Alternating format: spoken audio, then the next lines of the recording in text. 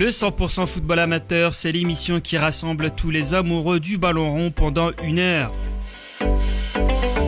Autour d'une équipe de consultants, retour sur des résultats, sur un quiz, un débat, un coup de cœur, un coup de gueule, de la culture foot. En dernière partie d'émission, un invité sera avec nous pour revenir sur ses débuts, ses émotions, ses défaites, ses victoires, ses ambitions. Un acteur du ballon rond qui se livre comme il le fait rarement. On vous attend chaque semaine au 100% football amateur sur RGB 99.2 FM le lundi de 19h à 20h et réécoutez l'émission sur radio-rgb.net. Bonsoir mesdames, messieurs, très heureux de vous retrouver pour ce nouveau rendez-vous spécial Coupe du Monde. Ma team de 4 étoiles sur le plateau, Ben Ali, Mohamed Tazamouche, Jean-Gabriel Houillon, Karim Rabia. Bonsoir messieurs, comment allez-vous ? Bonsoir tout le monde. Bonsoir tout le monde. Chers auditeurs, auditrices, voici le programme Espagne-Portugal. L'affiche géante du moment, Mbappé enfin le taulier, Ronaldo la compétition de trop, France-Paraguay, vos tops et vos flops, le sifflet ouzbek en cause et on terminera par Maroc, l'heure de la confirmation. Vous êtes au 100% football amateur sur RGB 99.2 FM avec Axel aux manettes. Bienvenue au 43e numéro de la saison. On démarre tout de suite avec un choc. Le 100% football amateur, culture foot. Ça se joue dans 2 heures, messieurs. Espagne-Portugal, c'est l'affiche qui fait saliver tous les amoureux du football. 2 sélections qui ont une histoire, des stars, un vrai style de jeu et souvent des matchs qui basculent sur des détails. Alors j'ai une première question pour vous. Qu'est-ce qui fait de ce match une vraie affiche de référence aujourd'hui, au-delà des noms sur le terrain ? Qui veut prendre la parole ? Ils sont voisins déjà. Ouais, c'est un gros derby pour moi. Ils sont voisins. Donc déjà, c'est une guerre de territoire, entre guillemets. C'est les vacances. Ah, mais sur le terrain, il n'y a plus de voisins. C'est les vacances, c'est estival. Tout le monde va en vacances en Espagne, au Portugal. Je pense que c'est une guerre de voisinage. Guerre de voisinage. Essayons d'être les médiateurs ce soir. On va essayer, messieurs. Puis c'est du haut niveau, je pense que c'est la première vraie grande affiche de la Coupe du Monde. Et puis il ne faut pas oublier que les 2 équipes, si je ne dis pas de bêtises, étaient en finale de la Ligue des Nations l'année dernière. Avec la victoire du Portugal au pénalty. Ouais. Donc ça peut présager d'un match indécis, Mohamed ? Oui, tout à fait. Je pense que les 2 équipes auraient mérité aujourd'hui, s'ils ne s'étaient pas rencontrés dans ce tableau-là, d'aller au moins en demi-finale pour les 2 pays. Aujourd'hui, ils vont se rencontrer. Malheureusement, il va y avoir un déçu. Mais l'équipe qui passera aura une bonne chance d'aller au bout quand même. Hein. Bon, après, ils sont dans le tableau de la France, mais voilà, je pense que dans ce tableau-là, la France, l'Espagne et le Portugal peuvent aller loin. On reparlera du Maroc après, mais... Exactement, en fin d'émission... Pour moi, ces 3 équipes pouvaient aller sans problème en finale. Messieurs, peut-être que vous partagez mon avis, mais souvent un match de foot, en tout cas de haut niveau, se joue au milieu de terrain. La pièce maîtresse du Portugal, le Parisien Vitinha, a l'air cramé, et on le voit, son temps de jeu se réduit. Ben Ali, qu'est-ce qu'il faut en penser ? Comme tu disais, il a l'air cramé, mais après, en même temps, il n'y a rien de surprenant. Il n'y a rien de surprenant quand on voit qu'il y a 2 campagnes de Ligue des Champions, il y a la Coupe du Monde des clubs qui a eu lieu l'été dernier. Donc on est quand même sur un volume de matchs qui est énorme. Et on peut pas non plus lui enlever tout ce qu'il a fourni comme effort. Maintenant, est-ce que aussi il n'y a pas une gestion dans la préparation, moi je pense, du Portugal, de monter en régime justement à partir des matchs à élimination directe? On aura la réponse ce soir, mais il a l'air cramé, mais est-ce qu'à un moment donné, c'est pas voulu, entre guillemets, dans la gestion des efforts? À voir. Moi, je ne pense pas qu'il soit cramé, parce que quand on voit l'équipe de France et tous ceux qui sont Paris Saint-Germain, ils arrivent encore à avoir du jus. Moi, je pense que surtout, il y a un dispositif qui est complètement différent. Hein, ils jouent avec 2 demi-défensifs, le Portugal, alors que... deux Parisiens. Mais deux vraiment demi-défensifs, alors que au Paris Saint-Germain, il ne joue pas comme ça. Donc, il a plus de liberté au Paris Saint-Germain. Là, il en a un peu moins parce qu'il ferme beaucoup l'axe Martinez. Donc, il joue un peu plus bas. Donc, il n'a pas la même influence qu'il peut avoir au Paris Saint-Germain. Donc, pour moi, je ne pense pas qu'il soit moins bon qu'au Paris Saint-Germain, mais je pense que le fait de changer j'ai pas dit qu'il était moins bon. Non, pas mais moins bon, mais moins d'influence. Moins d'influence. Moi, je rejoins Ben sur ce qu'il a dit. on regarde un petit peu ce qui s'est passé depuis 24 mois pour les joueurs comme Vitinha. Psychologiquement, le mental, c'est un aspect très important dans le football. C'est des gars qui sont en haut depuis pratiquement plus de 20 mois, avec une Coupe du Monde des clubs.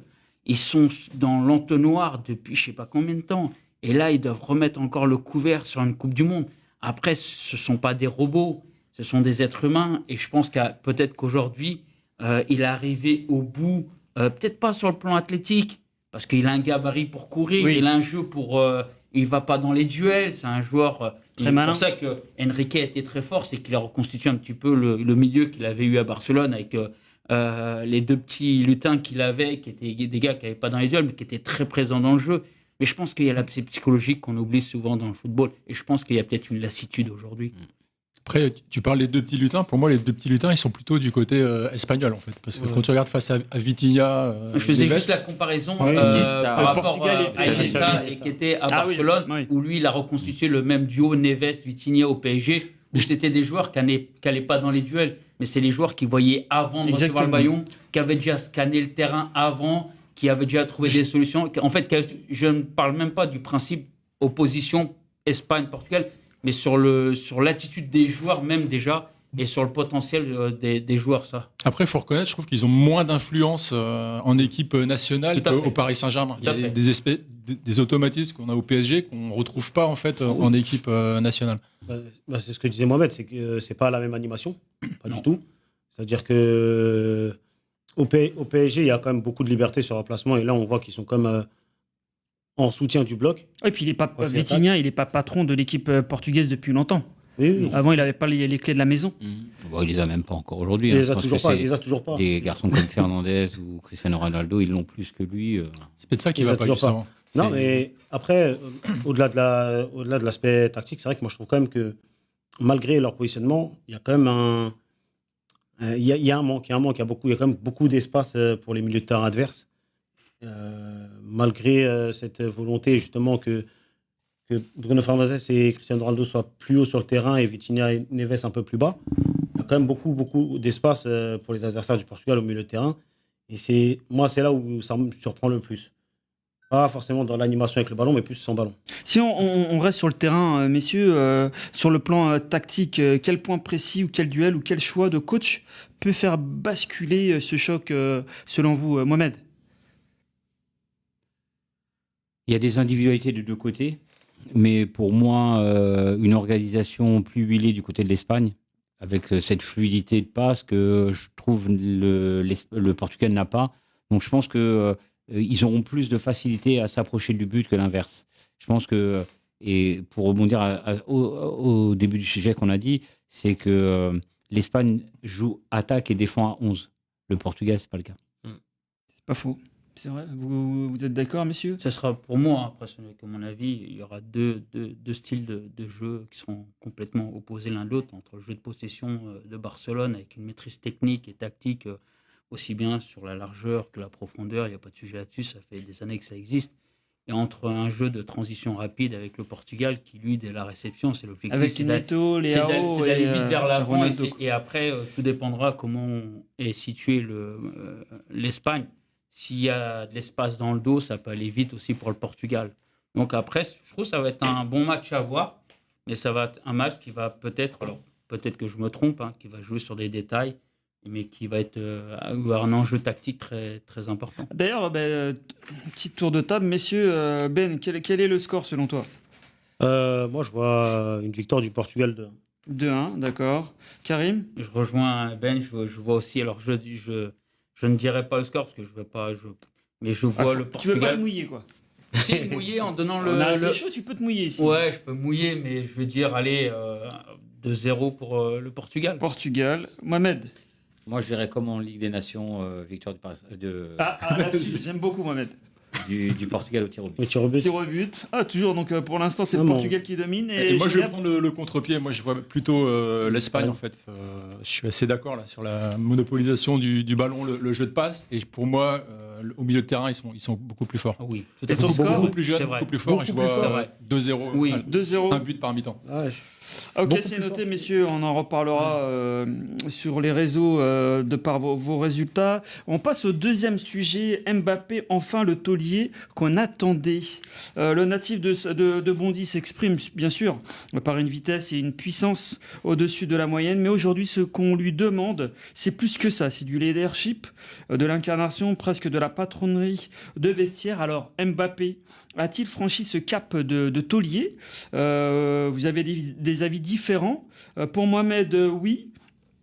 Pour tous les trois autres, non. Mohamed, tu veux faire ce duel avec qui? En face de qui? En face, voilà, je vais prendre mon adversaire du jour en face. Karim. Alors, Karim, à toi l'honneur. Est-ce que tu as mis tes protèges tibias? Parce que je suis un peu paraguayen ce soir. On t'écoute, Karim. Écoute, pour moi, non. Pour moi, le taulier de l'équipe, aujourd'hui, de ce que je vois des matchs, c'est Upamecano. Upamecano, d'accord. Upamecano. Moi, je pense qu'aujourd'hui, c'est pas le taulier. Pourquoi? Parce que dans sa façon d'être et sa façon de jouer et de se mettre, je pense que Mbappé, il a changé en se mettant réellement maintenant à la disposition du collectif, ce qui n'était pas forcément le cas avant. Je pense que des joueurs sont arrivés aujourd'hui et il a fallu, pour moi, et ce n'est que mon avis, il a dû changer sa manière d'être et de faire avec des joueurs comme Olysée qui sont arrivés, des joueurs qui ont apporté quelque chose sur le plan technique, tactique, avec des joueurs comme Doué, Barcola, même Barcola qui me fait... je ne m'attendais pas à le voir là, même titulaire, par rapport à ce qu'on voit au PSG où il n'est pas toujours titulaire, avec Dembélé qui est là, Ballon d'Or. Donc, taulier, non, parce que pour moi, Upamecano, c'est énorme ce qu'il fait aujourd'hui. Mais il fait partie, c'est une pierre de l'édifice des résultats de l'équipe de France. Très clair. Merci, Karim. À toi l'honneur, Mohamed. Il a tout dit, hein, mais moi où je dis que Upamecano c'est un très bon joueur, mais pour moi le leader c'est Mbappé. On le voit encore sur le match du Paraguay qui a gardé son sang-froid, qui a mobilisé son équipe pour que justement, ils ont dû en parler bien avant le match, d'avoir une certaine concentration sur les provocations. Moi je pense que c'est un nouveau leader. C'est vrai que la facette qu'il montre aujourd'hui, il l'avait pas montré précédemment. C'était plus un individualiste, alors qu'aujourd'hui avec les leaders techniques qu'il a autour de lui, que ce soit Dembélé, Olysée ou Doué, ou même derrière avec des Rabiot et Koné et ainsi de suite. Je pense qu'il se retrouve bien dans cette équipe-là. Je pense qu'il y a vraiment un bon savoir-vivre dans ce groupe. Et lui, il a pris une nouvelle dimension. Et je pense que depuis la Coupe du Monde, il est en mission. Et cette mission-là, dans cette période de Coupe du Monde, il a montré que c'était vraiment un leader. Très clair. Jean-Gabriel. Donc, si c'est un leader, c'est pas un taulier. Karim, on va laisser la parole comme à Ben et à Jean-Gabriel. Pour eux non plus, Mbappé, ce n'est pas le taulier qui veut commencer. Ben, Jean-Gabriel. J'ai écouté attentivement les propos de Mohamed là, et j'ai un peu changé d'avis. Tu as changé de maillot? J'ai pas changé de maillot, mais j'ai changé un petit peu d'avis. C'est que les arguments sont tout à fait pertinents. Le fait qu'il ait le brassard, ça montre quand même à la fois la confiance de l'encadrement. Et de Didier Deschamps, bien sûr. Deschamps, de ses coéquipiers aussi, on le voit à travers les images, les entraînements. Et puis pour être un taulier, je pense qu'il faut aussi des stats. Et j'y pensais en écoutant Mohamed, c'est que les stats de Mbappé, c'est incroyable. Ils sont impressionnants. Il a plus de 100 sélections d'équipe de France. Il y a combien de joueurs qui ont plus de 100 sélections? Il y en a peut-être même pas 10. Et il a déjà 7 buts dans cette compétition. Donc déjà ça, c'est le meilleur buteur, si je dis pas de bêtises, en activité. Hein. Il vient de battre Olivier Giroud, c'est ça? Ouais. Donc déjà, il l'a battu. Il l'a battu. Oui, il l'a battu. C'est quand même il battra demain, il battra aussi Messi dans les années futures. Oui. Puis, c'est la 3e Coupe du Monde, il a le temps encore. Et puis, il a un rôle nouveau aussi, au-delà de son expression, c'est qu'il aborde aussi des sujets hors football, en fait. Et c'est là aussi où on voit que ça devient vraiment l'homme de base de l'équipe de France, en fait. L'équipe de France. Ben, on aimerait t'écouter aussi. Non, je pense toujours pas. Mbappé fait du Mbappé. En vrai, il a toujours marqué des buts. Dans les moments importants aussi. Enfin, il y a rien de nouveau, en fait, à ce niveau-là. Là, on l'attend, c'est pas là. Donc, quand on parle d'un taulier, on parle d'un joueur qui va être fédérateur, d'un joueur qui va être le moteur de l'équipe et qui va justement jouer un peu... Enfin, se sacrifier pour l'équipe. Moi, je pense pas qu'il joue différemment pour le regarder jouer assez souvent. Je pense qu'il a quand même de meilleurs joueurs autour de lui. Offensivement, il est mieux servi qu'au Real Madrid. Ça, c'est une certitude. Donc, il brille. Il n'y a pas d'Olysée au Real Il n'y Madrid. a pas Olysée au Real Madrid. Donc, en fait, il est mieux servi. Donc, forcément, il brille plus. Maintenant, dans l'attitude, c'est pas différent de ce qu'il a fait toute la saison. Le jeu sans ballon, il est quand même bien présent maintenant. Alors que, il est obligé de se mettre au diapason de Oui, l'équipe. bah oui, mais Il ça ne fait courait partie. pas, il court. Ça fait partie aussi de son leadership, de dire bah voilà, il faut aussi que je me mette au service de l'équipe. Donc, Alors il a qu'avant- mûri. Oui, bien sûr, Il a mûri. mûri, Et c'est voilà. pour ça que Je je suis dis, pas avec convaincu. tout ce qu'on a dit sur les stats et son comportement aujourd'hui, moi je pense que c'est vraiment le taulier. Et pour en revenir, pour moi, Upamecano aujourd'hui, il est révélé depuis 6 mois. Oui, mais Oui, on parle Et de on la s- Coupe du Monde. Ouais. Non, là, On pas- parle de la Coupe non, du Mais monde. il y a Oui, autre chose aussi que disait c'est Mohamed, ça. c'est qu'il disait il est en mission Mbappé. Et Ça, là, oui, ça c'est vrai. Mais je trouve qu'on le voit. ça. Mais il est en mission pour lui. Bah, il est en mission Ah, pour sa il a mis l'équipe. pour détermination, elle date d'avant même, je pense, Il est la en Coupe mission du pour Monde. lui. Il a fait une saison blanche. Il arrive au Real. Le Real fait 2 saisons Il a été blanches. critiqué. Il est en mission pour lui parce qu'il est critiqué. Parce Il a été qu'aujourd'hui, critiqué. les Il supporters a du Real attendu. n'en veulent plus. En France, Je ça pense qu'ils vont cote- changer d'avis. Moi, je Non, parlerais je bien pense- qu'ils soient applaudis à son retour. Il a- Je suis pas C'est la sûr. Je première suis pas année de sûr. Coupe du Monde. Il est Sa- très sa- attendu, Sa hein. cote de D'ailleurs, popularité, elle est en- peut-être il est qu'il très s'est attendu. épargné cette saison pour être au top de sa forme. Non, pour je suis cette pas Coupe sûr. du Je pense Monde. qu'il a essayé. Déjà- Il a marqué déjà- plein de buts. Il a fait. Il est beaucoup plus affûté et beaucoup de. J'ai écouté beaucoup de à côté de potes, Oui. podcasts, et c'est vrai que beaucoup l'ont trouvé beaucoup plus affûté que quand il était ces derniers temps au Real de Madrid. Mais moi, je reviens, c'est que voilà. De toute façon, même si à la limite, si on prend pas Upamecano comme taulier, l'équipe, le vrai taulier dans la maison, C'est Deschamps. c'est Deschamps. Voilà. Oui, Bah, ça, je suis d'accord. Non, Ouais, mais il le faut vrai, bien- le il faut vrai bien taulier. désigner un joueur sur le Bien terrain. sûr. Non, mais sur le Sur le terrain, terrain, je pour suis moi, pas sûr sur qu'il la y en ait. Coupe du Monde, c'est ou Et pas. qui est capitaine, Après- c'est Mbappé quand Non. même. Oui, mais Après, il y a- Alors sur le et capitana, par Goulouré, exemple. c'était capitaine. Sur le capitana Mbappé, alors, c'est des détails qui peut-être échappent à un certain moment, mais il y a 2 matchs sur cette compétition. Il prend homme du match en étant sorti à la fin du match. Mm. Au moment où il va prendre son trophée, il remet son brassard. Alors ça, c'est des détails peut-être qui ont l'air insignifiants, mais pour moi, quand on est à prouver, à vouloir Voilà. montrer que c'est toi le capitaine, Mm. c'est que quelque Ah, part... pas durant cette compétition. Si, pendant la Si, Coupe du si. Monde, si. Ouais, c'est vrai. On se rappelle de la Il scène avec re- Kanté. Voilà, on se Oui. rappelle la scène avec Kanté. On se rappelle Et la scène pendant avec Coupe du Kanté. Mais Monde- ça, c'était pas pendant la Coupe du Monde. Non, là, non, pendant la Coupe du Monde, il y a C'est 2 pour, matchs où il finit pas le match. Le Paraguay. Il finit, on lui donne le trophée d'homme du match. Au moment où il pose avec le trophée d'homme du match, il a le brassard autour du bras. C'est-à-dire Oui. que le gars, le match termine, il retourne chercher son brassard pour la photo. À un moment donné, hein, quand on est Il intonné, quand retourne on a chercher le brassard ou on lui donne le brassard. l'un ou pour la l'autre, photo. l'un ou l'autre. La Mais, question se Ah. pose. mais je pense qu'à un moment donné, quand tu sais ce que tu vaux, quand tu sais que tu es le patron, Oui. t'as pas besoin de le montrer. Mais Non, si mais j'aimerais après, aussi. il y a une chose aussi, c'est que le patron, Vas-y, je souvent, regarde. le taulier, c'est souvent celui qui tire les pénaltys dans une équipe. En Argentine, Messi, il n'y a pas photo, c'est le taulier. En Angleterre, c'est Harry Kane. Ah, pas forcément. En Hier, France, Ouais. c'est Mbappé. hier Bruno Guimaraes l'a tiré et Vinicius l'a laissé parce que la consigne du coach, Voilà. c'était que Bruno Bah, Guimaraes après, devait c'est tirer. Neymar qui l'a tiré. Messieurs, j'aimerais aussi vous faire réagir. Vous avez peut-être lu la déclaration de Michel Platini. Pas besoin d'en parler et de dire qui c'est Michel Platini, mais il a dit: je crois qu'il est le meilleur joueur du monde depuis la Coupe du Monde 2022. Un joueur de sa qualité mérite d'avoir le trophée de Ballon d'Or dans sa collection. Mohamed. Il l'aura, mais depuis maintenant 4-5 ans, il travaille pour l'avoir et il l'aura à un moment donné. Il l'aura peut-être même cette année s'il est champion du monde et meilleur buteur de la Coupe du Monde. Il le sera à un moment donné. On l'a dit, maintenant il faut qu'il brille en club avec le Real. Là, ils ont complètement changé la philosophie. Ils ont repris Mourinho, ils recrutent beaucoup, donc certainement qu'il va être performant et qu'à la fin de l'année, il sera un Ballon d'Or. Restons sur cette Coupe du Monde, Mohamed. S'il gagne la Coupe du Monde avec la France, Oula. pour toi, c'est le Ballon d'Or. S'il finit meilleur Par buteur, défaut. oui. Donc il faut qu'il gagne la Coupe du Monde et Qu'il qu'il gagne la soit Coupe du Monde. meilleur buteur. Pour l'instant, avant la Coupe du Monde, il n'était pas dans les 3. Là, avec la Coupe du Monde qu'il fait, d'être meilleur buteur avec Messi, pour moi, il sera dans. Si on prend toutes les dernières années de Coupe du Monde, souvent le meilleur buteur est le meilleur et le Ballon d'Or. Ok. Un mot à rajouter peut-être, messieurs sur, Sur le Ballon d'Or. Pardon. Sur le Non, Ballon non, d'Or. pas sur le Ballon d'Or, toujours Non. sur Mbappé. Mbappé.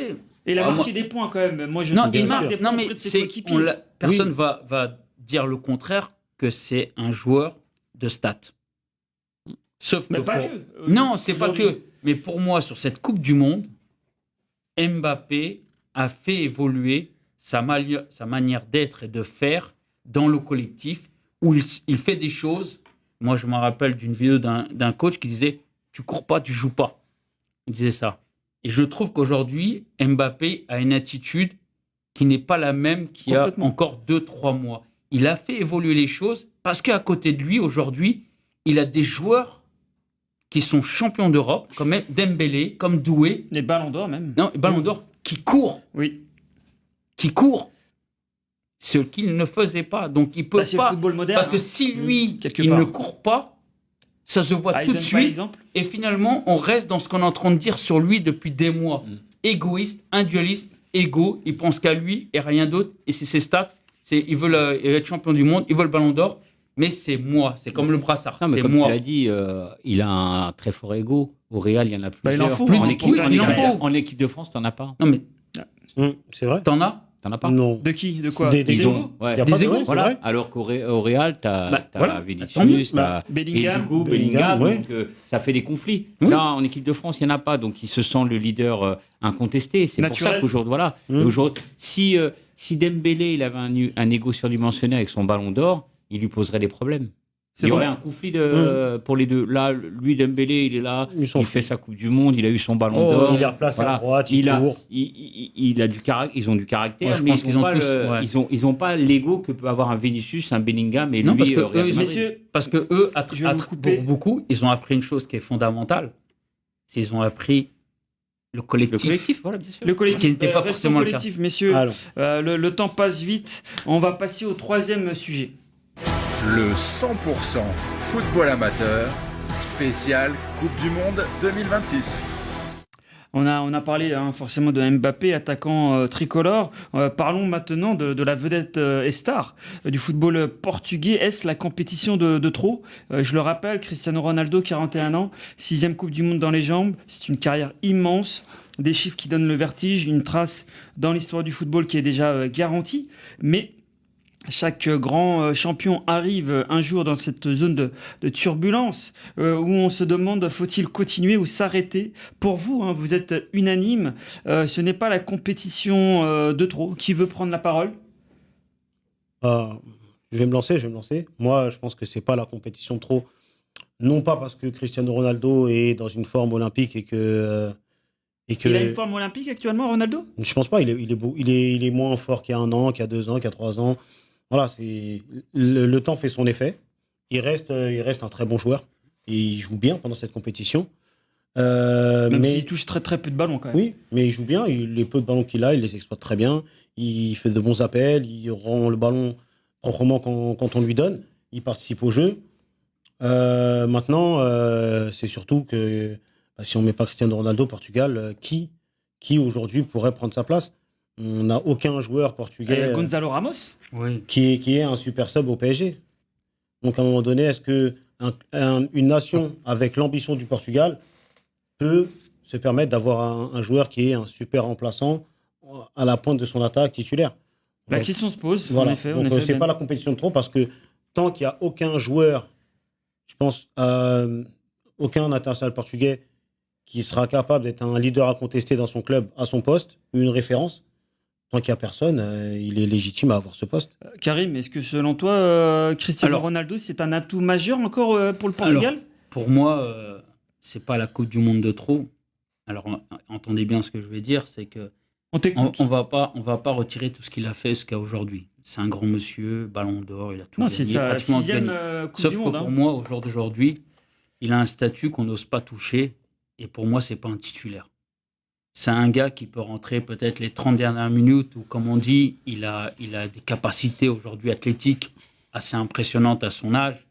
Et je pense qu'il serait capable, peut-être, quand les équipes, à un moment donné, ils commencent à baisser de pied, ou physiquement, ils sont un peu moins bien, à pouvoir amener cette touche en plus. Mais quand on commence un match à 41 ans, même s'il est dans les meilleures dispositions athlétiques, la vitesse, la répétition des courses, l'explosivité, Le pressing.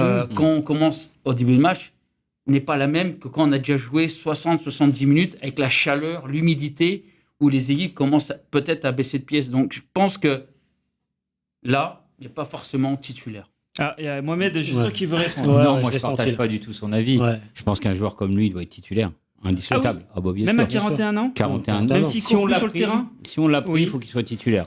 Après que Comme au fil Neymar. du alors. match, voilà, au fil du match, il est plus le niveau et qui doit sortir justement pour un Gonzalo rentrer dans les 30 dernières minutes. Mais un joueur comme lui, il pourrait pas rentrer dans un match. C'est impossible. l'échauffement, le rythme, pour moi, il pourrait pas s'adapter. Il faut retenir un truc, c'est que quand Cristiano Ronaldo il est sur le terrain, l'adversaire, il a peur. Si demain, tu mets un Ramos, tout le monde connaît son profil. son profil. Oui. Voilà, Paris Saint-Germain, à chaque fois qu'il a été titulaire, il a été plus que moyen. À chaque fois qu'il a été... Quand il débutait d'entrée. Voilà. Ouais. Alors que à chaque fois qu'il est rentré, aujourd'hui, ils le vendent très cher au Milan AC, Oui. parce que voilà, il a marqué beaucoup de buts, mais à chaque fois qu'il a été titulaire, il a été moyen. Donc pour en venir à Ronaldo, c'est pas un joueur qui peut être remplaçant. C'est impossible. Ou alors on le prend pas, ou alors il est titulaire. Jean-Gabriel, pour toi, c'est un joker de luxe, c'est un joueur indiscutable. Je partage l'avis de Karim plutôt. Comme quoi, je suis pas toujours d'accord avec Mohamed. Hein. Tu fais bien, hein. Et comme tu disais, là, c'est sa 6e Coupe du Monde, c'est ça. Donc c'est quand même assez incroyable. Donc il a eu une aura qui est gigantesque. Et c'est un petit peu ça qui est difficile, c'est parce que je sais plus comment. C'est Roberto Martinez, le coach. Oui. Je pense qu'il se sent pas de mettre Ronaldo en fait remplaçant en fait. Et c'est ça qui est pas tout à fait normal parce que je pense qu'un vrai coach pourrait lui dire est-ce qu'il serait pas plus utile dans un rôle de super sub en étant beaucoup plus efficace en le faisant rentrer une demi-heure de la fin. Et j'aimerais aussi vous faire revenir sur Roberto Martinez, le sélectionneur espagnol. On l'a vu du côté de Belgique avec des gros égos dans le vestiaire. On a vu les résultats. Là, on voit qu'il rencontre le même type de problème dans le vestiaire. Il faut, à un moment donné, il faut prendre des décisions. Non, mais voilà, moi je dis que Ronaldo, on joue pas avec des noms.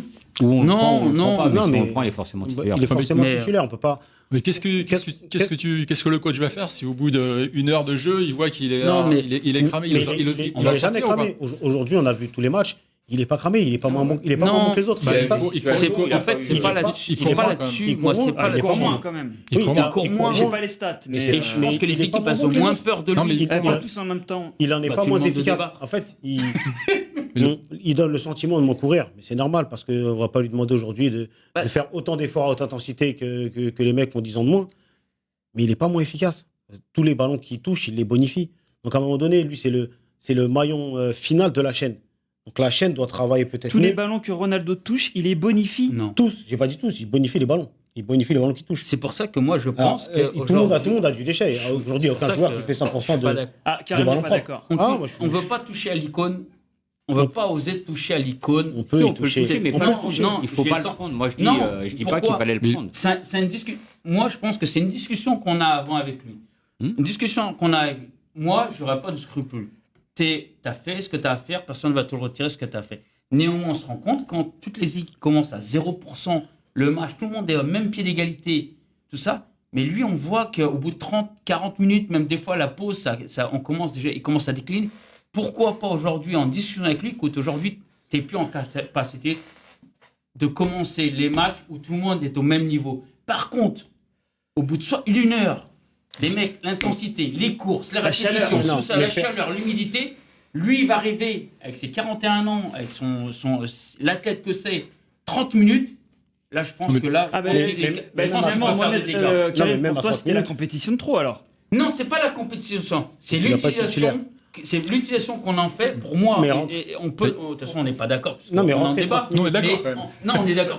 C'est l'utilisation qu'on en fait. Et pour moi, aujourd'hui, on n'ose pas toucher à l'icône Ronaldo. On a peur de froisser, pas que Ronaldo, les Portugais, la population. Il y a une pression populaire. C'est la même chose pour Neymar. Non, mais on l'a vu. Ah, mais il a pas joué. Neymar n'a pas joué. Mais parce que Cristiano, parce que Ancelotti, il a assumé. Oui. Il l'a pris parce qu'il y a eu une pression, mais il l'a pas fait jouer. Cristiano Ronaldo, imaginez pas qu'il doit jouer. T'as vu les jeux qu'il a quand il est rentré, Neymar? T'as vu les jeux qu'il a? Dans l'autre sens. Je dis pas Elles qu'il sont doit même pas jouer. creusées. Il est boursouflé là, c'est-à-dire que le gars. On est d'accord. C'est pas des situations comparables. Imaginons qu'il y ait des prolongations ce soir.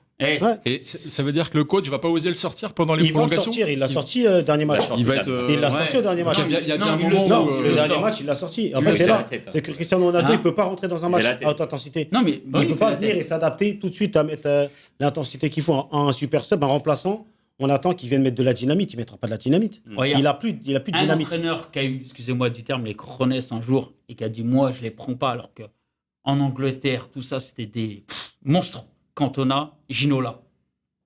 Quand Mais on a j'ai- junior, non, mais Jackie, mais il a- c'était- non, il a mais assumé c'était- les c'était- appels. non, Il a mais- assumé. Bah, même Alors, Tourelle, c'est-à-dire c'est que pour ça là, que je dis c'est-à-dire que que là- sélectionner des je- bons joueurs. Moi, hein. je dis pas qu'il doit être sélectionné. Non, mais je dis c'est-à-dire seulement que là- que si tu le prends, tu es obligé de le mettre titulaire. Non. Sinon, tu le prends pas. Moi, je dis qu'il n'y a Pour pas meilleur moi, aussi. il y a pas Il n'y a pas meilleur que Cristiano Ronaldo. Et en il a pointe. raison, Non, mais en si- même temps, au Il poste, n'y a pas meilleur. Au Pas- Au poste, il y a pas il n'y a pas meilleur. Pas pour Ne- débuter le match. Neymar, il y avait meilleur Bah, que tu lui. peux mettre Léao dans l'axe. Pas pour des. Léo, cohérente, il fait percutant, hein, il répète les efforts, il est percutant. Léao, c'est toujours pas une référence ni en Voilà. club ni en Non, sélection. non, mais je. Ah oui, on est Non, d'accord. mais- C'est vrai, il fait du bien quand il rentre. Si on Donc lui, c'est un compare, super on sub. compare les carrières, il n'y a pas de comparaison Non, possible. exactement. Néanmoins, on parle de la Coupe du Monde et de l'utilisation du joueur à l'instant T. Pour moi, à l'instant T, Ronaldo, par rapport au match qu'il peut y avoir, pour moi, et ça restera que Bien mon sûr. avis, ce n'est pas un titulaire. On te laisse ton indiscutable. avis alors. Messieurs, On te laisse ton avis. c'est On la, va c'est comme limite- elle dit, c'est la- c'est la mi-temps exactement. de l'émission. Passons au 4e sujet. Et forcément, le match qu'on a pu, je pense pour la plupart, regarder samedi soir, France-Paraguay. Vamos. 28 ans après, on a vécu, on peut le dire, un match houleux, houleux pour pas dire autre chose. France-Paraguay, maintenant, il faut trancher, messieurs. Tour de table, je les note et après, je vous redonne la parole. Ben, quel est ton top? Mbappé, Mbappé, Karim. Le mental. Le mental, c'est un joueur de foot. pourquoi C'est Ouais, il est c'est ce rentré qui en a fait défense que, centrale. ils sont Voilà. pas sortis de leur Je match. te redonnerai la parole ensuite. Mohamed. Moi, je dirais l'équipe. Ah oui, d'accord. Ouais, ça se mouille pas, ça se Ouais, mouille- ça se mouille pas trop. Ah hein. ouais, ça se mouille pas, c'est pas Non, mais bien. après, on pourra détailler, mais Et pour moi, Jean-Gabriel. c'est l'équipe. Didier Deschamps pour moi. Didier Deschamps, ah bah c'est bien, on a tout ce qu'il faut. Ben, je redonne la parole à Ben. Pourquoi Mbappé? Parce que c'était, je pense, la cible numéro 1. C'est pas je pense, hein, ça s'est vu, la cible numéro 1 des Paraguayens. Qu'ils ont essayé par tous les moyens de le sortir de son match, que ce soit, soit physiquement, que ce soit verbalement, que ce soit. Voilà. Ils ont essayé par tous les moyens de le sortir de son match. Et malgré tout, je trouve qu'il est quand même. Il a quand même su tenir un peu son rang. Il est pas sorti de son match. On peut avoir vu le Paraguay-Allemagne où Musiala est sorti de son match, par exemple. Je trouve que Mbappé il est quand même relativement resté concentré. Donc c'est pour ça que je le mets dans mon top. C'est ça. Il a été le taulier, mais on reviendra pas sur le sujet. Merci. En face, Jean-Gabriel, pour toi, c'est Didier Deschamps. Pourquoi? C'est Didier Deschamps parce que le piège dans ce match, c'était de péter les plombs en fait. Et toute la stratégie du Paraguay était basée là-dessus. Et Didier Deschamps, de par son expérience, a su expliquer aux joueurs, il l'a dit en conférence de presse après le match, il a su expliquer aux joueurs avant le match qu'il ne fallait pas tomber dans les provocations, il fallait rester le plus... Il avait prévu le scénario à l'avance. Il et avait même prévu le pour scénario à la fin du l'avance match. et du coup, je pense qu'il a évité aux Français De la casse. de tomber dans le piège. Dans le piège. Et je trouve que ça a été hyper bien géré. À ta gauche, Mohamed, pour toi, c'était Pour moi, l'équipe. c'était l'équipe. Je rejoins Et ce pas qu'il que vient de les dire. 11 joueurs d'ailleurs. Ouais, ce qu'il vient de dire, c'est que cette équipe a été très très bien préparée sur le plan justement mental pour arriver à faire le match que le staff et l'équipe attendaient, à savoir que la Le match provocation. piège par voilà, excellence. voilà, ils savaient très bien qu'en voyant le match de l'Allemagne, que c'était des truqueurs. Le football sud-américain, on sait que ça a toujours tendance à vriller. Et donc pour moi c'est l'équipe parce qu'elle a été exceptionnelle. Mais peut-être je sais plus si dans le sujet on reviendra après. Si le sifflet, mais On en le parlera voilà. après. Pour moi c'est le sifflet qui Restons fait, sur voilà. l'équipe. Mais voilà, pour moi c'est l'équipe. Elle a montré un très très fort caractère et aucun joueur a goupillé. Alors qu'ils auraient pu. Et pourtant, c'est une équipe jeune. Hein. Voilà, parce que Avec- de mémoire, c'est Laurent Blanc qui s'était fait expulser contre le Paraguay. Non, il n'y avait pas eu un expulsé au Paraguay en 98. Non, c'est lui qui marque le but. C'est lui qui Ah, marque. oui, c'est lui qui marque le but. Il n'y avait pas eu un expulsé. Non, ils avaient été aux prolongations. Ouais. Oui, oui. Donc voilà. But en or. On se Avec Chilavert. rend compte que voilà, pour moi, c'est l'équipe. L'équipe. Voilà, vraiment l'équipe. À toi la parole, Karim. Alors, moi, je rejoins. Le mental. Je rejoins Mohamed. Le mental, on peut mettre le parallèle avec l'équipe, hein, ça va ensemble. C'est que là où ils ont été forts, c'est sur la gestion des émotions. C'est qu'on a beau préparer un match avant, on a beau prévenir les joueurs. Bien sûr. Mais quand on voit le coup que prend Koundé dans sa course, le jeu sans ballon, Même Mbappé. on hein. voit, oui, mais on voit là, on voit Olysée où ils arrivent à deux, ils le matraquent. Et c'est là que je dis que même si on le prépare, à un moment donné, on est être humain. Et quand je prends un coup de coude ou je prends une claque en Une arrière, manchette. on peut facilement, on le voit, hein, vous êtes tous éducateurs, vous êtes tous entraîneurs, On le voit des fois, des joueurs qui, à un moment donné, en fait, on pourrait leur donner, comme on dit, le bon Dieu sans confession, mais d'un coup d'un seul, c'est plus la même personne, ils vrillent complètement. Et là, c'est qu'il n'y en a aucun qui a vrillé. Et c'est-à-dire que là, dans la gestion des émotions, ils ont été très forts. C'est là que moi, je serais intéressé de savoir si dans le staff, dans l'équipe de France, il y a ce fameux préparateur mental qui est capable aussi d'avoir des entretiens avec eux pour les préparer dans des situations complexes, des situations comme les Paraguayens, parce que les Paraguayens, normalement, ils doivent finir à 8. En tout cas, c'est vrai que Didier Deschamps, on peut dire ce qu'on veut, mais c'est aussi un très bon meneur d'hommes. Messieurs, passons au flop. Je refais un petit tour de table. Mohamed, pour toi, le flop de ce match de l'équipe de France ? De ce match ou de l'équipe de France ? De l'équipe de France. De l'équipe de France. Parce que sinon, moi, j'aurais dit ou l'arbitre ou les adversaires. Ça, l'arbitre, on en parle juste après. Mais aujourd'hui, non, pour moi, il n'y a pas eu de flop. Tout le monde a été dans la lignée de ce qui avait été demandé, je pense. Okay. Et qu'aujourd'hui, on pourrait critiquer un Olysée, mais il y avait eu tellement de duels que voilà, c'est... Pour moi, non, il n'y a pas de flop. Pas de flop, Jean-Gabriel. Moi, je dirais Olysée, j'expliquerai pourquoi tout à l'heure. Ouais. Olysée, je note. Ben. Pareil, je dirais Olysée. Olysée et Karim. Je suis comme eux, moi c'est Olysée. Ah, ça y est, alors là, ça y est. Non, mais c'est Olysée son match. Mais comme toujours, moi, mettre tout seul. Donc, on va redonner la parole à Jean-Gabriel. Pourquoi Olysée ? Olysée, je trouve que je le vois tellement haut, tellement facile, tellement meneur de jeu. T'as été déçu de son match ? Par rapport à la prestation à laquelle on pouvait s'attendre, c'est un joueur qui me fascine. Il est tellement facile, il voit tout tellement avant tout le monde, que forcément, dans un match où il est un petit peu bloqué, etc., la comparaison par rapport à son potentiel, elle est immense, en fait. Et c'est dans ce sens-là où j'ai vraiment été un petit peu déçu, mais c'est vrai que c'est pas facile, j'en ai conscience, de jouer contre des il nous a tellement habitués à l'excellence depuis le début de la compétition. Ben, qu'est-ce que tu veux compléter ? Non, moi je rejoins vraiment sur Olysée parce que c'est frustrant de se dire que dans ce genre de match, en fait, techniquement, ça devrait être le leader justement technique de l'équipe qui débloque la situation. Et ça n'a pas été le cas. Je trouve que ça ressemble un peu à ce qui nous a pondu contre le PSG en Ligue des Champions sur le match retour. Où c'est peut-être là sa marge de progression, c'est-à-dire dans des moments où c'est lui la tête d'affiche numéro 1, en tout cas le joueur le plus attendu sur le terrain. D'être capable de faire les différences comme il les fait quasiment au quotidien. On peut le voir en termes de stats. D'habitude, il donne une ribambelle de ballons à Mbappé. Il en a donné que 3. Et il en a donné 9 à Dembélé, et ils étaient sur le même côté. Ouais. Qu'est-ce que tu veux rajouter, Karim, sur Olysée ? Moi, ce qui m'a marqué sur Olysée, on va pas retirer le joueur qu'il est, ce qu'il a fait depuis la Coupe du Monde. Mais j'ai trouvé, alors contrario de Ronaldo, c'est la Coupe du Monde trop, lui, j'ai trouvé que c'était le match de trop. Pour là, parce qu'il va repartir, on va le mettre dans un caisson de froid, il va repartir. Je l'ai trouvé emprunté physiquement. Où il perdait des ballons qu'il ne perdait pas. Avec son pied gauche, en plus, c'est très difficile à défendre sur un pied gauche. Et je trouvais qu'il a perdu des ballons. Et à la perte de ballon, je l'ai trouvé, il avait du mal à enclencher pour relancer un contre-prêt. Enfin, pour essayer de récupérer le ballon. Enfin, je l'ai trouvé emprunté physiquement. D'accord. Donc, peut-être qu'il avait besoin de... de tourner, sachant qu'il a fait tous les matchs. Ouais, c'est ça, c'est pour ça. Il n'a pas tourné. Moi, j'ai été étonné, messieurs. Je pensais que vous auriez peut-être évoqué Désiré Doué.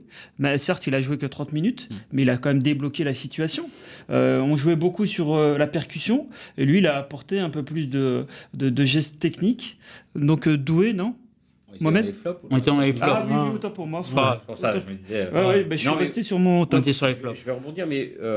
Pour les flops, moi, on est tous là, on est entraîneur, on voit beaucoup de matchs. C'est très difficile de jouer quand on est au marquage individuel.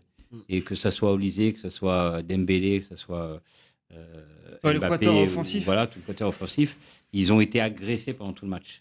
Agressés, des fois dans le bon sens du terme, pas toujours avec des fautes, mais toujours, ils ont été harcelés continuellement. Donc, pour moi, c'est pas un flop parce que c'est une stratégie de jeu que le Paraguay a fait, même si ils ont dépassé les limites. Je pense que 29 tacles et 13 fautes uniquement sifflées quand même de l'arbitre. Encore une fois, je dis que l'arbitre a pas été bon, mais ce que je veux dire, c'est que au départ, leur stratégie, c'était quand même de leur mettre de la pression. Et en jouant très très bas. Voilà. Et du coup, des garçons comme Olysée, quand ils se retrouvent avec un adversaire sur le dos, c'est un peu compliqué. Et il parlait de son âge, il est jeune, donc il a le temps Oui, 24 ans. d'apprendre. Voilà. Il a encore, il a qu'un an en réalité, parce que c'est cette année au Bayern qu'on le découvre, même s'il a joué, Oui, il a été bon quand il était à Crystal Palace, mais Bien sûr. c'est vraiment sa seule année. Et derrière, il enchaîne une Coupe du Monde où tout de suite il est mis en évidence. bien sûr. Donc il va falloir lui laisser un peu de temps. Il avait été mis en évidence aux Jeux Olympiques. Oui, mais Oui. c'était des Jeux Olympiques, c'était Oui, pas, un peu. c'était pas la même compétition. Aujourd'hui, moi, je pense qu'il n'a pas raté son match comme beaucoup de joueurs offensifs. Et c'est pour ça que j'avais dit l'équipe, parce qu'ils ont eu un mental très fort, mais en même temps, ils avaient un adversaire coriace. Et si demain, ils venaient à rejouer une équipe comme l'Argentine, ça serait le même profil. Alors que là, bon, ça va, ils sont pas dans le même, aujourd'hui dans le même panneau, mais on va parler après du Maroc, mais Oui. c'est complètement différent. Messieurs, un mot à rajouter, Jean-Gabriel, Ben, ou on passe au sujet suivant, Next. qui a fait beaucoup parler. Passons au 5e sujet. Le 100% football amateur au cœur de la Coupe du Monde 2026. Bon, on n'a pas entendu le jingle, mais c'est pas grave, c'est le direct. En tout cas, si vous nous rejoignez, chers auditeurs, auditrices, vous êtes au 100% football amateur sur RGB 99.2 FM, spécial Coupe du Monde. Passons à l'homme en noir. 2 jours après ce match, France-Paraguay, une question reste entière. Parle-t-on d'un simple arbitrage contesté ou d'un vrai problème de gestion de match? Ce soir, on prend un peu de recul pour comprendre pourquoi cette rencontre a autant fait réagir. Est-ce que l'arbitre ouzbek Tantachev, 42 ans, première Coupe du Monde, je le rappelle, a surtout été dépassé par l'intensité du match, ou est-ce qu'il a laissé s'installer une forme de laxisme qui a fini par peser sur le déroulé de la rencontre? Qui veut prendre la parole, messieurs? Bon, moi, je dirais que je suis très surpris que déjà on accepte que des arbitres de hand viennent sur le foot à 11. Je ne sais pas d'où il vient, ce qu'il a fait, est-ce qu'il y a du football en Ouzbékistan. Je ne sais pas, c'est quoi son cursus. Mais Elle là, était plutôt compétition asiatique. mais là, quand on regarde le match, on regarde le positionnement de l'arbitre sur certaines actions. À la limite, à mon avis, qu'il ne soit pas dans sa diagonale, que ça va vite, il n'est pas vu. Mais quand on voit le joueur qui passe à côté, qui se mange un coup, il est juste dans sa diagonale et qu'on ne réagit pas, moi j'étais choqué de l'arbitrage et je suis surtout choqué aussi de la VAR qui à un moment donné n'a pas su alerter l'arbitre. Et là je pense qu'il y a un manquement assez fort, donc je ne veux pas faire le vieux con à mon âge, mais c'est vrai que des fois la VAR c'est bien, mais elle est usante aussi et voilà. C'est vrai, je le rappelle aussi pour les auditeurs et auditrices, l'arbitre ouzbek Tantachev avait déjà dirigé quelques rencontres aux Jeux Olympiques Paris 2024, dont un certain France-Argentine. quart de finale France-Argentine particulièrement tendu. Mais il y a eu des Bizarrement. bagarres. Il y a eu des bagarres. Mais bizarrement.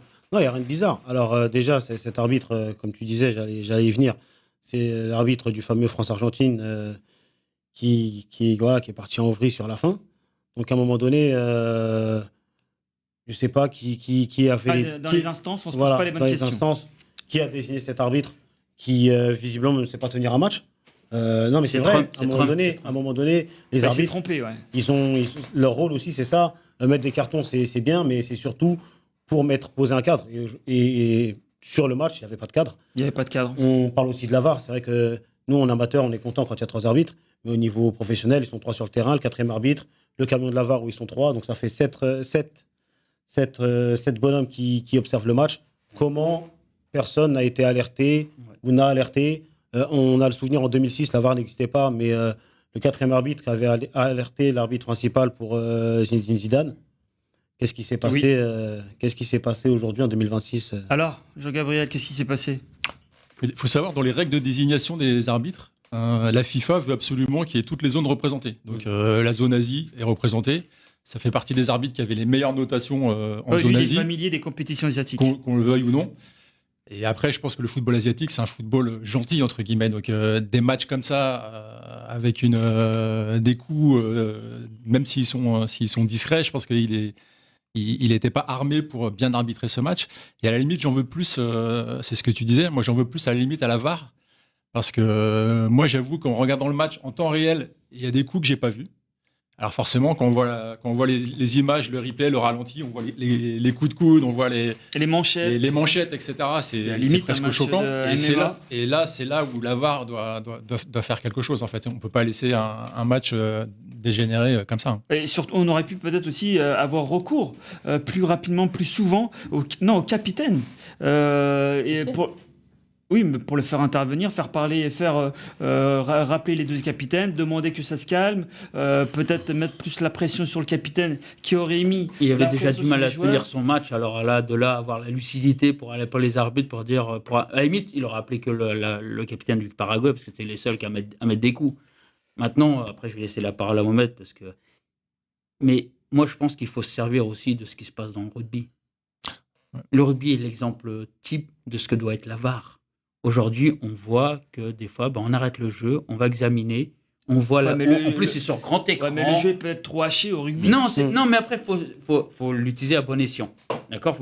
Mais là, quand on voit le joueur qui passe, un Koundé qui part, l'autre, il lui met une taloche. T'es à la VAR. Ça fait rire, mais il faut. À un moment on peut en donné, pleurer, t'as la quand même. VAR, t'as les images, les gars, ils regardent ça. Stop. Tac, tac. Il n'y a pas pour 10 minutes. T'as vu, là, pam, mandale. Voilà, je pense qu'il faut savoir aussi de ce qui se passe dans le rugby pour le football, parce que le rugby donne beaucoup de bons exemples à ce niveau-là. Mohamed, dernier mot sur ce match, sur cet arbitre. Moi, j'étais content qu'on prenne un arbitre d'Asie, parce que je pense qu'il faut qu'on ouvre le football. Aujourd'hui, on met 48 équipes parce qu'on veut voir d'autres équipes comme le Cap-Vert, qui, s'il n'y avait pas eu 48 équipes, on n'aurait jamais vu le Cap-Vert. Oui. Pour l'arbitrage, pour moi, je suis favorable aussi. Après, je pense qu'ils ont quand même des réunions et des cadrages. Moi, je reviens au match du Paris Saint-Germain en finale de Coupe de Ligue des Champions contre Arsenal. Arsenal gagnait du temps. À la mi-temps, il y a eu un recadrage. Exactement. Première touche, carton jaune. Oui. Donc et le corner avant la première mi-temps. Voilà, déjà, ça avait commencé là, mais je pense qu'il y a eu un recadrage. Et je pense que c'est là où, au-delà de la VAR et tout ça, je pense qu'il y aurait eu un recadrage. On disait attention, il y a eu. Parce que tout ce qui s'est passé en deuxième mi-temps aurait pu être évité. Exactement. On va dire que la première mi-temps, comme il le dit, on voit bien qu'il met une tarte à Mbappé. Tout le monde le voit. On va dire il a laissé passer, voilà. Mais ce que je veux dire, c'est et c'est pour ça qu'il disait, ça, il y a 7 arbitres. Oui, donc il y a un moment donné, il y a un moment donné, tout le monde l'a vu ce qui s'est passé. Donc il y a un moment donné, à la mi-temps, ils font un débrief, ils disent voilà, il y a ça qui se passe. Le numéro 23, il abuse. Première altercation en deuxième mi-temps, carton. Et là, ça aurait modifié. On ne peut pas modifier la première, mais la deuxième, il aurait pu la modifier. Donc voilà, moi, c'était le sentiment que j'avais. Moi, je dis bravo qu'on donne la chance à certains, comme les pays, pour certains pays, comme pour certains entraîneurs, comme pour certains joueurs, de donner la possibilité de s'exprimer au plus haut niveau. Mais voilà, il faut aussi que derrière, il faut respecter les règles. On est d'accord là-dessus. Messieurs, on est d'accord là-dessus, surtout qu'il faut pas. Là où il a perdu le match, on l'a vu, c'est qu'à un moment donné, il a même oublié la pause fraîcheur. On était obligé de l'alerter pour dire, parce que lui, il continuait. On était déjà à la 25e, je ne sais plus quoi. Il avait complètement zappé, puis après, il a fait ouais. Et puis voilà, parce que c'est-à-dire que même pour lui, ça allait déjà trop vite. Exactement. Messieurs, passons, parce que le temps passe vite, il est 19h, bientôt 50. Passons au dernier sujet. L'heure de la confirmation pour le Maroc ou pas. L'équipe marocaine a marqué l'histoire en 2022. Première nation africaine et arabe à atteindre une demi-finale de Coupe du Monde. Une épopée, une ferveur, un symbole. Mais 4 ans plus tard, une question s'impose. Est-ce l'heure de confirmation du Maroc ? On termine par un petit duel entre Mohamed et les autres. Mohamed, pour toi, ce n'est pas l'heure de la confirmation. Pourquoi ? Parce qu'ils sont dans le tableau de la France, tout simplement. Je pense que s'ils avaient été dans un autre tableau, je pense qu'ils auraient pu, on le voit, ils avaient sorti l'Espagne précédemment. Moi, je pense que l'équipe de France, elle est au top de son niveau aujourd'hui. Ça va être très difficile de la battre. Je vois pas. Pour moi, le Maroc n'a pas les arguments pour pouvoir les battre. Ça reste un match et on sait que ça va être compliqué. Mais je pense pas qu'ils aient les arguments pour les battre et d'aller au-delà. Par contre, s'ils avaient été dans un autre tableau, je pense qu'ils auraient pu aller très loin. Ils auraient pu. Là, malheureusement, tous ceux qui vont tomber sur la France, ça va être très compliqué. Donc c'est pour ça que. Moi, je ne remets pas en cause cette équipe. Tu le sais, Farid, moi, je les ai vus à la CAN et j'ai vu une très, très, très belle équipe marocaine. Donc, qui était à l'époque dirigée par Walid Regragui. Mais la relève a bien été prise, le transfert a bien été fait. Donc, aujourd'hui, ils ont une vraie équipe. Mais pour moi, je dis, malheureusement, aujourd'hui, ils sont tombés sur l'équipe de France. Jean-Gab, pour toi, c'était c'est l'heure de la confirmation pour le Maroc ? Oui, c'est l'heure de la confirmation, dans le sens où je trouve que c'est une nation qui progresse année après année. Déjà, il y a 4 ans, ils nous avaient déjà épaté. Et là, quand je regarde un petit peu les joueurs qui m'ont le plus surpris ou qui ont attiré mon attention depuis le début de la compétition, il y a beaucoup de joueurs marocains. Et je trouve que c'est un argument qui trompe pas, ça, quand dans une compétition, il y a des joueurs comme ça qui se révèlent au plus haut niveau. Je pense au petit Bouhaddi, par exemple, ou le meneur de jeu là, qui joue à Stuttgart, là, Bilal El Khanous. Ah oui, oui. Je trouve Ou même que Unai, c'est des joueurs que honnêtement je suis pas le championnat allemand, mais c'est des joueurs que je connaissais pas, et je trouve que ils sont vraiment assez épatants sur cette compétition. Ben, pour toi, c'est l'heure de la confirmation pour le Maroc. Oui, ça peut l'être. Ils ont quand même même si la France est grande favorite, ils ont quand même des arguments à faire valoir. Je pense notamment pour la bataille du milieu de terrain. Je pense que le Maroc, au milieu de terrain, peut regarder la France droit dans les yeux. Je pense que sur certains matchs, ils ont même montré qu'ils avaient la capacité peut-être de dominer une équipe comme la France au milieu de terrain. Donc c'est souvent là où les matchs se jouent. Donc c'est pour ça que je pense qu'ils ont vraiment des arguments à faire valoir et que je serais pas surpris d'un bon résultat. Ça va être un match ouvert. Hein. J'ai pas de Honnêtement, là, pour le coup, j'aurais pas de pronostic. Vraiment, tu penses que ça peut être un match équilibré ? Je pense que ça peut être un match équilibré. On les a vus tenir tête au Brésil. Alors, le Brésil, c'est ce que... Qui ne ressemble plus au Brésil. C'est plus le grand Brésil, mais avec des joueurs qui jouent dans des grands clubs européens. Donc, moi, je pense vraiment que ça va être un match ouvert et que... tout est possible. Tout est possible et il pourrait bien nous surprendre.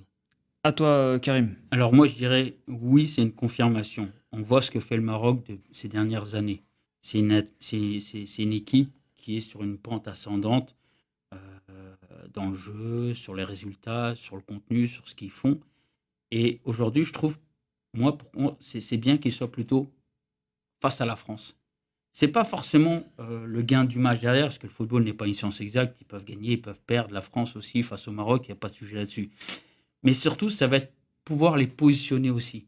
Se dire, voilà, on joue un finesse de Coupe du Monde, on joue un gagnant de la Coupe du Monde.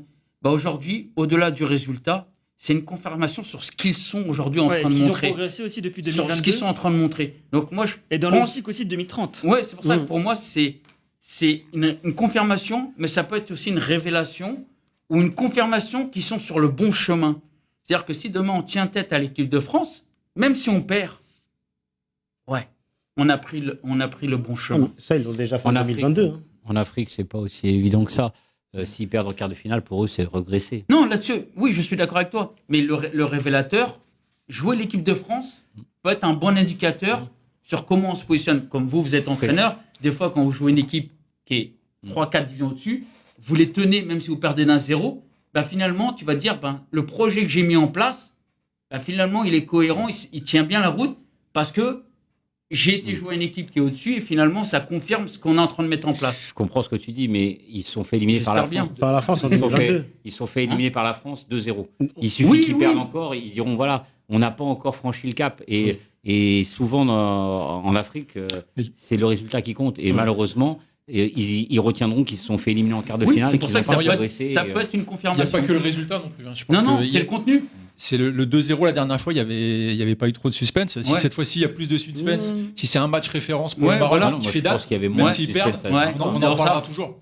Mais c'était plus serré la dernière fois pour moi. De suspense pour ce match qui nous attend jeudi, parce que du côté du Maroc, il y a quand même l'absence de deux pièces maîtresses.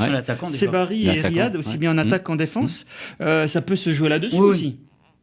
Ah non, mais ça va, c'est des éléments. Après, quand on les a vus aussi jouer là, non, mais après, c'est vrai que l'absence de Saibari, c'est le plus dommageable parce que c'est peut-être leur secteur le moins fourni. Voilà, le moins fourni. Mais après. Et derrière, Riyad, il n'a pas été remplacé au dernier match. Vous me dites si je me trompe, mais c'était pas la sécurité sociale. Faut avoir à ce niveau-là. Quand tu vois le trou de la sécurité sociale en France, ça non, carrément, pas de politique. Pour terminer, messieurs, parce qu'on arrive déjà à la fin, et Jean-Gabriel en a parlé, c'est vrai qu'il y a un joyau du côté du Maroc, Bouhaddi, mais est-ce qu'il y a un autre joueur peut-être qui vous a choqué durant cette compétition, côté marocain, Mohamed ? Bonou, le gardien ? C'est lui qui les sauve contre les Pays-Bas. Il les sauve contre le Canada aussi. Il faut se rappeler les actions que le Canada a et qu'il les sort. Donc pour moi, oui, avoir un bon gardien dans une équipe, ça peut servir. Ça peut servir. Et donc il confirme Tout ce qu'on il y a pense de lui. 4 ans ce qu'on pensait de lui. Jean-Gab, en plus de Bouhaddi, t'as un autre joueur. Bilal El-Kanoussi. Oui, exact, sur le côté. Ouais. Ben Moi, je dirais Mazraoui.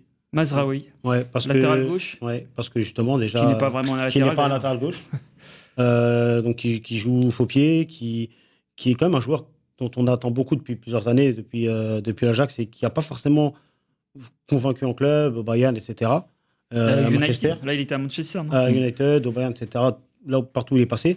Comme Ouani d'ailleurs. Comment Comme Ouani qui est passé par Marseille. Ouais, oui, voilà. Mais c'est J'ai ça. l'impression que En c'est pas fait, le même joueur. En fait, dès c'est- qu'il porte le maillot, Dès qu'il la porte la fierté. sélection, c'est un autre joueur, et c'est vrai que c'est étonnant. C'est étonnant parce qu'on ne étonnant. les attend pas à ce niveau-là. Karim, un joueur à surveiller.